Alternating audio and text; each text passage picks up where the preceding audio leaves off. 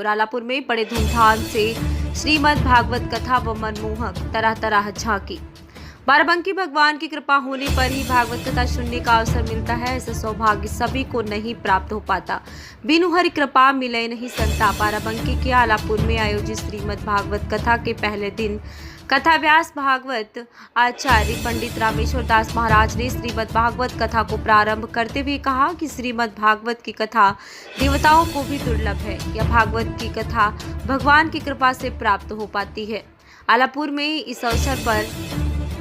में यह अवसर इस परिवार को बड़े सौभाग्य से मिला है,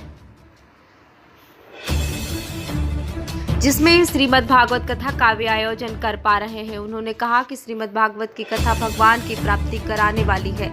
यह कथा मृत्यु के भय को दूर करके भगवान की ओर आगे बढ़ाती है और भक्ति के साथ साथ हमारे ज्ञान वैराग्य को बल देती है। श्रीमद् भागवत की कथा 7 दिन का एक ऐसा आयोजन है जिसमें 7 सोपान हैं, जिनके माध्यम से एक एक करके हम प्रत्येक सोपान पर बढ़ते जाते हैं।